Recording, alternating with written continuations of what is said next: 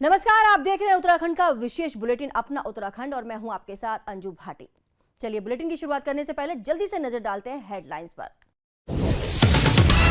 राम मंदिर प्राण प्रतिष्ठा के न्योते पर फंसा विपक्ष, जिसे मिला वो भी उलझन में, जिसे नहीं मिला वो भी।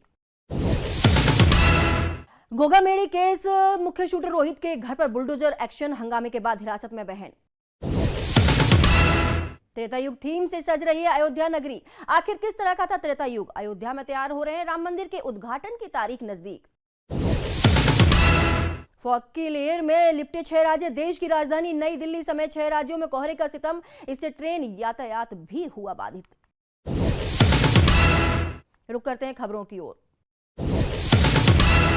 हेमवती नंदन बहुगुणा गढ़वाल विश्वविद्यालय की स्थापना के स्वर्ण जयंती समारोह अवसर पर बीजीआर परिसर पौड़ी में 2 दिवसीय छात्र संघ समारोह का समापन हो गया। जानकारी देते हुए छात्र संघ अध्यक्ष ऋत्विक सिंह असवाल ने बताया कि पहले दिन स्वर्ण जयंती समारोह में बतौर मुख्य अतिथि गढ़वाल सांसद तीरथ सिंह रावत और विधायक राजकुमार पौड़ी ने कार्यक्रम में शिरकत की और बीजीआर परिसर पौड़ी में आयोजित सांस्कृतिक कार्यक्रम में छात्र छात्राओं ने प्रस्तुतियां दी। तो वहीं दूसरे दिन आयोजित छात्र संघ उद्घाटन समारोह में कर्नल अजय कोठियाल की जगह उनके प्रतिनिधि ऑनरी कैप्टन तेजपाल सिंह नेगी ने कार्यक्रम में प्रतिभाग किया।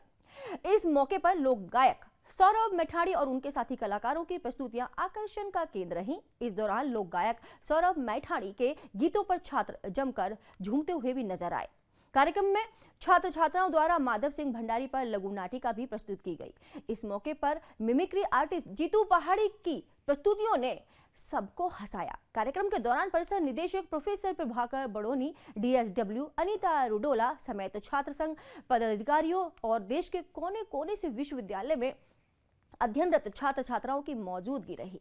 2023-24 छात्र संघ का उद्घाटन समारोह यहाँ पर 2 दिवसीय उद्घाटन समारोह यहाँ पर आज संपन्न होने जा रहा है। ये हमारा परम सौभाग्य है कि हमें ये अवसर मिला कि हम 2 दिवसीय पहली बार ऐसा हो रहा है इतिहास में कि 2 दिवसीय उद्घाटन समारोह यहाँ पर मनाया जा रहा है। ये बहुत हर्ष का विषय है कि हमारे कार्यकाल में स्वर्ण जयंती भी विश्वविद्यालय की मनाई गई और छात्र संघ उद्घाटन समारोह उसके साथ ही साथ रहा, जिसमें लोक गायक सौरभ मैठाणी जी इसमें उपस्थित हैं, जिसकी काफ़ी लोकप्रियता बच्चों में रही है। और जब से उनको ये पता चला कि सौरभ मैठाणी है तो बड़ा हर्ष का माहौल कैंपस में देखने को मिल रहा है। और आज आप देख सकते हैं कैंपस में किस प्रकार का हर्ष का माहौल है।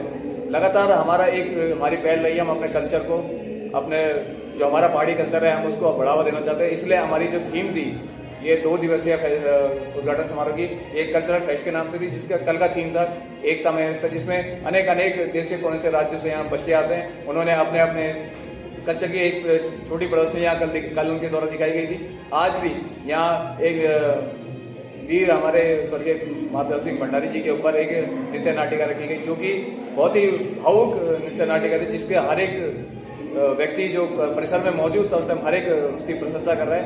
ऐसे अनेकों कल्चरल फेस्ट के लिए हम निरंतर इसके लिए प्रयासरत रहेंगे और ये हम आश्वासन दिलाते हैं कि ऐसे अनेक जो हमारे कल्चर से रिलेटेड फेस्टिवल हमारे होते हैं उनको विश्वविद्यालय हमारे डॉक्टर बीजीआर परिसर से उनकी शुरुआत होगी और उनको बढ़ावा दिया जाएगा। पहले तो सबको सौरभ मैठाणी का प्रणाम। और आज बड़ो हर्ष होनो छे, मैं सुबह 11 बजे उठी ये कार्यक्रम में छूँ और मैं देख रहा हूँ कि पर्वतों की गोद में बसा हुआ ये जो पौड़ी है वो हमेशा आगे रहे हर क्षेत्र में, चाहे वो विकास को क्षेत्र हो, चाहे वो शिक्षा का क्षेत्र में हो। और आज हमारा छोटा भाई मेरा ऋत्विक असवाल जी ने मैं तो ये कार्यक्रम न्यूतियर में तो पता भी चले कि 5 साल बाद ये कार्यक्रम दोबारा से होना चाहिए, जो स्वर्ण जयंती महोत्सव हो रहा है, समारोह हो रहा है। तो बड़ी खुशी है और जो बच्चों के साथ आनंद आया और जो बच्चों के साथ मेरे गीत में रिलेट करना छो, वो सिंगिंग में, गायकी में और नृत्य में भी उतना ही आगे हैं जितना कि शिक्षा के क्षेत्र में। मैं ऋत्विक भाई तो बहुत बहुत बधाई दूंगा कि ये शानदार कार्यक्रम उनमें आमंत्रित करी और शिक्षा का क्षेत्र में, विकास का क्षेत्र में और अपने कॉलेज से बेहतर बनाना था वो उल्लेखनीय कार्य करना चाहिए। बहुत बहुत बधाई देखा कि उनकी जब भी अच्छा गीत उन्होंने एक गीत उन्होंने खाली नाचना होता है, पर मेरे भी एक उद्देश्य रहूँ कि हम लोगों तक नचा तो जरूर पर वो एक संदेश भी दीते जा। अभी मैं लगभग 15 मिनट एक गीत गया पर वे में सारा जो शब्द था वो हमारा संस्कृति से जुड़ा था कि मैं पहाड़ों को रहवासी, तू दिल्ली रोण वाली, तू देशवादी मैडम मैं ठेठ छोरा पहाड़ी, ये में खाना पीना को भी छे, ये में हमारी वेशभूषाओं की बात भी छे, ये में हमारा घुंडिया रासो थड़िया चौपला की बात भी छे। तो इन्हें गीत सुनने मारी गीत में जब बच्चा आनंद लेनंद तो और भी खुशी।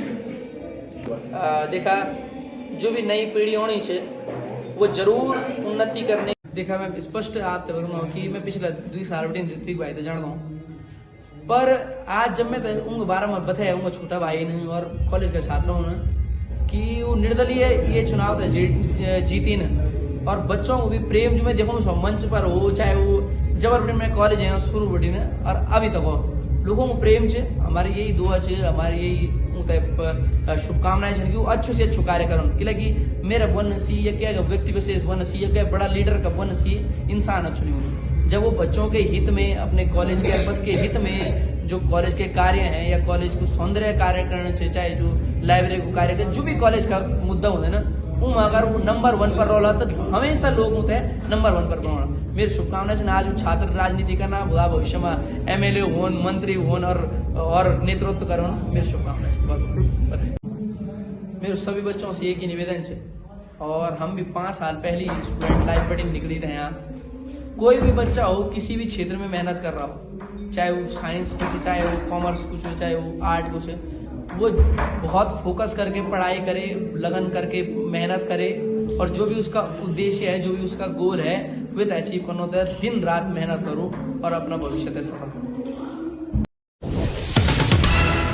उत्तराखंड के गायक इंदर आर्या के गीत गुलाबी सरारा को उत्तराखंड ही नहीं बल्कि देश विदेश में खूब पसंद किया जा रहा है, और अब तक उनके 1 मिलियन सब्सक्राइबर भी हो चुके हैं। पहाड़ों की रानी मसूरी में विंटर लाइन कार्निवल के तहत आयोजित स्टार नाइट कार्यक्रम में गुलाबी सरारा फेम इंदर आर्या के गीतों पर देर रात तक लोग झूमते रहे। दर्शकों की फरमाइश पर एक के बाद एक गीतों से इंदर आर्या ने सबको झूमने पर मजबूर कर दिया। गुलाबी सरारा गीत की लगातार फरमाइश होती रही और इंदर आर्या ने किसी को भी मायूस नहीं किया और अपने सुपरहिट गीतों से शमा बांध दिया। इंदर आर्या के गीतों में लगातार मंगोली साहब का जिक्र होता है। खबर शीतकालीन प्रभास मुखवा से है, जहां पर चारों धामों की यात्रा पूरे वर्ष भर खुली रहे। इसी यात्रा को लेकर अभी मुक्तेश्वरानंद महाराज मुखवा मुखी मठ में पहुंचे, जहां पर लोगों ने उनका भव्य स्वागत किया।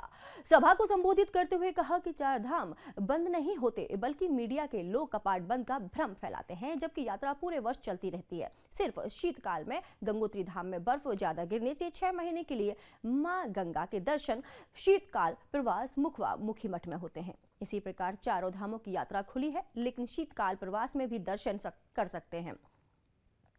इसी को लेकर अभी मुक्तेश्वरानंद महाराज ने कहा कि हम मीडिया के माध्यम से देश विदेश में संदेश देना चाहते हैं कि आप 4 धाम यात्रा पर शीतकाल हो या ग्रीष्मकाल हो, यात्रा खुली रहती है, कोई बाध्यता नहीं। क्या कहना महाराज आज? ये शीतकाल की यात्रा इस समय चल रही है और हम लोग शीत गंगोत्री मुखवा में आए हुए हैं। भगवती का दिव्य दर्शन हुआ है, बहुत आनंद हो रहा है और हम देश की समस्त सनातन धर्मी जनता से आपके माध्यम से अनुरोध करना चाहेंगे। बहुत दिव्य अवसर है, बड़ा आनंद है यहाँ शीतकाल का। दर्शन का कई गुना फल मिलेगा आपको, आप आइए।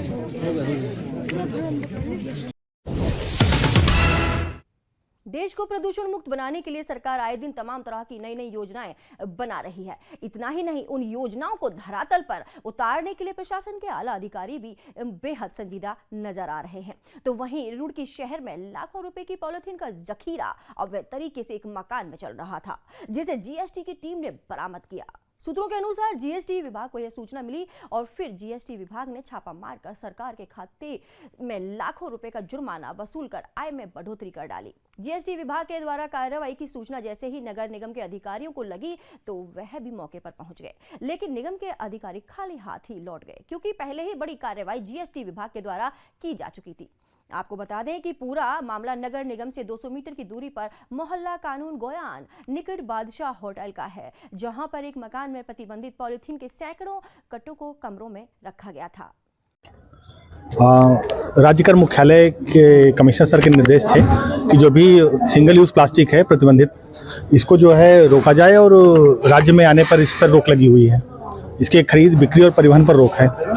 तो हमें सूचना प्राप्त हुई थी कि यहाँ पर जो है सिंगल यूज प्लास्टिक का जो है खरीद बिक्री के लिए संग्रह किया जा रहा है। तो हमने इसको यहाँ पर छापा मारा है आज सूचना के आधार पर, और हमें यहाँ पर ठीक ठाक सिंगल यूज़ प्लास्टिक मिली है, जो इसका भी माल इसमें गाड़ी में लोड किया जा रहा है। हम इसे जो है सीज कर रहे हैं। सर तो कितना जुर्माना किया गया है? इन पर सर 1 लाख रुपए अभी जुर्माना हो गया है, और बाकी हम अभी इसको माल को ले जा रहे हैं।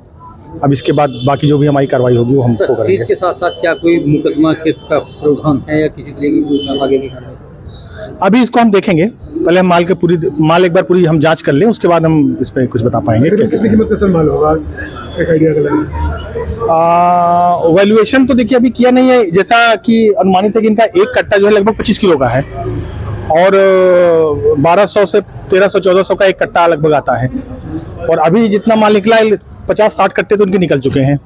बाकी अभी जो है कार्रवाई हमारी जारी है, तो इसके बाद ही हम बता पाएंगे। एक बार हम इसका फिजिकल वेरिफिकेशन करेंगे पूरे माल का, उसके बाद ही हम इसे बता पाएंगे कि लगभग कितना माल होगा, उसकी वैल्यू क्या होगी। उत्तरकाशी के पुरोला विधानसभा क्षेत्र से बीजेपी विधायक दुर्गेश्वर लाल ने भेड़ पालकों से मुलाकात कर उनकी समस्याओं के त्वरित निदान की बात कही है। आपको बता दें कि पुरोला विधानसभा क्षेत्र में आय का मुख्य साधन बागवानी और भेड़ पालन है। पिछले दिनों क्षेत्र के भेड़ पालक अपनी भेड़ों को चराने के लिए देहरादून के रायपुर क्षेत्र में आए थे। यहाँ पर उनके 300 से अधिक भेड़ों की किसी अज्ञात बीमारी के चलते मौत हो गई। अक्सर परमिट लेकर उत्तरकाशी के भेड़ पालक देहरादून में अपनी भेड़ों को चराने के लिए आते रहते हैं। विधायक दुर्गेश्वर लाल ने इस विषय को लेकर प्रदेश के पशुपालन मंत्री सौरभ बहुगुणा से भी मुलाकात की है। आने वाले दिनों में वह मुख्यमंत्री पुष्कर सिंह धामी से मुलाकात कर उचित मुआवजा देने की मांग करेंगे। एक बहुत बड़ा दुखद विषय है कि मेरी जो विधानसभा खास करके पुरोला विधानसभा, ये एक सीमांत विधानसभा, और हम जो है हमारा जो मूल व्यवसाय है भेड़ और पेड़ है, और ये एक बहुत बड़ी समस्या आई है एक अज्ञात बीमारी की वजह से, जो मोटी धार में मसूरी के जो देहरादून डिस्ट्रिक्ट के रायपुर ब्लॉक में हमारे जो है जो सर्दियों के मौसम में जो है भेड़ बकरियां चरान चुंगान के लिए आती है, क्योंकि हमारा परमिट जंगल का परमिट होता है यहाँ पे, लेकिन किसी अज्ञात बीमारी की वजह से मोर देन 300 बकरियां जो है मर गई है। और ख़ास करके मैं एक चीज़ बताना चाहूँगा कि जो हमारे जो भेड़ाल है, जो भेड़ बकरी पालक है, उनकी जो व्यवसाय है वो सिर्फ उसी से जुड़ा हुआ था, वो हमारा व्यवसाय का एक मुख्य साधन था। लेकिन अब समस्या ये हो गई कि उनके लिए आर्थिकी की जो है बहुत बड़ा संकट आया है।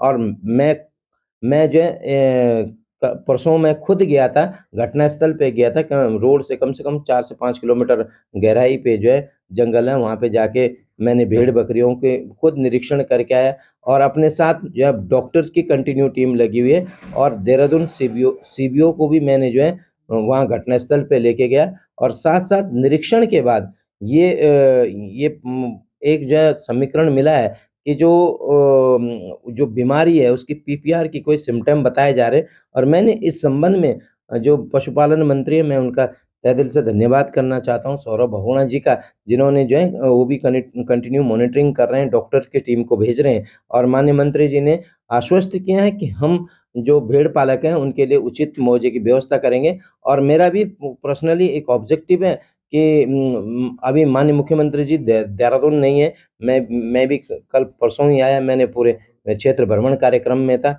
उसके बाद जैसे ही मुझे सूचना मिली मैं तुरंत जाके मैं वहाँ जंगल में गया, भेड़ पालकों से मिला और वहाँ का निरीक्षण करके लाया।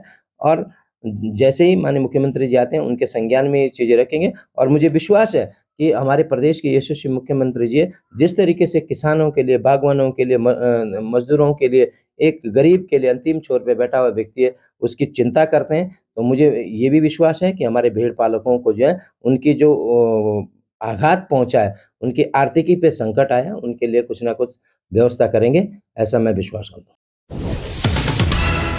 प्रदेश भर में औषधि नियंत्रण विभाग में चल रही ड्रग्स इंस्पेक्टरों की कमी को दूर करने के लिए विभाग ने लोक सेवा आयोग को 19 पदों की लिस्ट भेजी है, जिसका इंतजार अभी बाकी है। जानकारी देते हुए औषधि नियंत्रक ताजबर सिंह जग्गी ने कहा कि प्रदेश भर में ड्रग्स इंस्पेक्टरों की भारी कमी चल रही है, जिसके चलते कई जिले समय पर कवर नहीं हो पा रहे। हालांकि लोक सेवा आयोग को अभी 19 पद भेजे गए हैं। प्रक्रिया पूर्ण होने के बाद ही प्रदेश भर में चल रही ड्रग्स इंस्पेक्टरों की कमी को पूरा किया जा सकेगा। अभी हमारे पास केवल 5 इंस्पेक्टर काम कर रहे हैं पूरे प्रदेश में, और लोक सेवा को 19 पद भेजे गए हैं। तो जैसे ही आता है तो हम उसमें थोड़ा सुदृढ़ हो जाएंगे। फिर हमारे पास अभी क्या है कि इंस्पेक्टर के पास पूरे डिस्ट्रिक्ट है, 3-3, 4-4 डिस्ट्रिक्ट ओवरलोडेड है, तो हर डिस्ट्रिक्ट को जाना पड़ता है, वोट केसेज और ये सब है, तो उसकी मॉनिटरिंग करता रहता है रेगुलर बेसिस पे। ऐसा नहीं कि उनको नहीं सूचित होता है। हो सकता है कि हम इसको ज़्यादा सही ढंग से प्रोड्यूस नहीं कर पाते हैं, तो थोड़ा लक्सर के रोडवेज बस स्टैंड पर आज हरिद्वार सांसद डॉक्टर रमेश पोखरियाल निशंक की अध्यक्षता में विकसित भारत संकल्प यात्रा आयोजित की गई, जिसमें भारत सरकार द्वारा जनहित में प्रगतिशील योजनाओं का जिक्र किया गया। डॉक्टर निशंक ने बताया कि उत्तराखंड को विकास के लिए 1.90 लाख करोड़ का आर्थिक बजट बीते 10 सालों में दिया जा चुका है। उन्होंने बताया कि उत्तराखंड में 2673 किलोमीटर से अधिक राष्ट्रीय राजमार्गों का निर्माण और 11 रेलवे स्टेशनों के आधुनिकीकरण का कार्य भी पूरा कराया जा चुका है। इस दौरान भारत सरकार द्वारा प्रधानमंत्री के नेतृत्व में जारी विभिन्न योजनाओं का प्रचार प्रसार भी किया गया। सांसद ने महालक्ष्मी किटों का वितरण कर उन्हें नन्हे शिशुओं और उनकी माताओं को सम्मानित भी किया। वहीं पीएम आवास योजना के लाभार्थियों को उनके आवासों की चाबियां भी सौंपी गईं। इस दौरान बड़ी संख्या में बीजेपी के पदाधिकारी और कार्यकर्ता सहित लोग मौजूद रहे।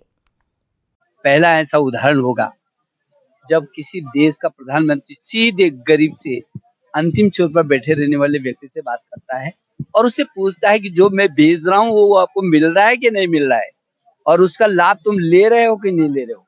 अभी 27 तारीख को 2 दिन पहले ही इसी हरिद्वार के एक मत्स्य पालक से सीधे प्रधानमंत्री जी ने बात की, हम सब लोग उसके साक्षी थे, वही सब बैठे हुए थे।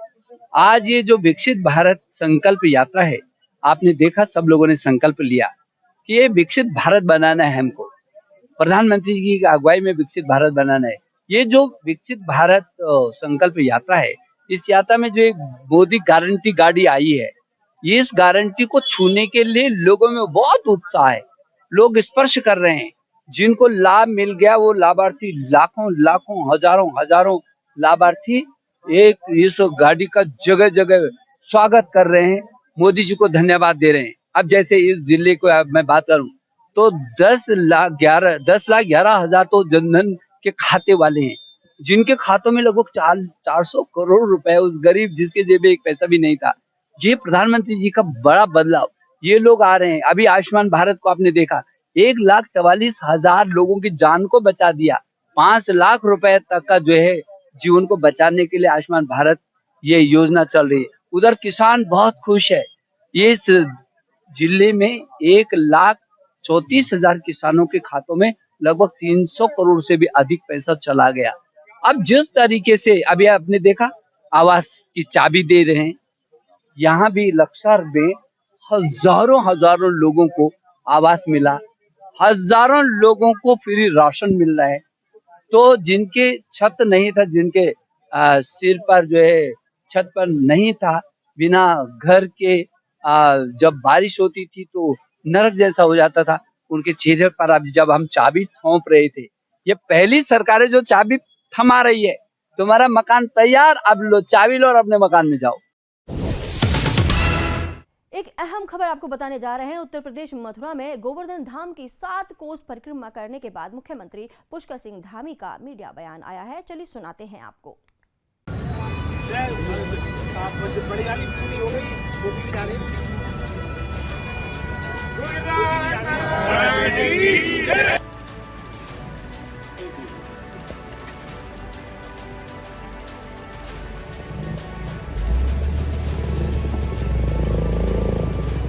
हमारे भगवान योगेश्वर की भूमि है, यहाँ आना दर्शन करना अपने आप में बहुत सौभाग्य की बात है। मैं सौभाग्यशाली मानता हूँ। मैंने भगवान से प्रार्थना की है, भगवान योगेश्वर से प्रार्थना की है, गिरिराज बाबा से प्रार्थना की है कि सबकी सुख समृद्धि हो, सुख शांति हो, हमारा राज्य और देश आगे बढ़े। माननीय प्रधानमंत्री मोदी जी के नेतृत्व में हम जिस तेज़ी से आगे बढ़ रहे हैं, विश्वगुरु के पद पर हम आरूढ़ हों।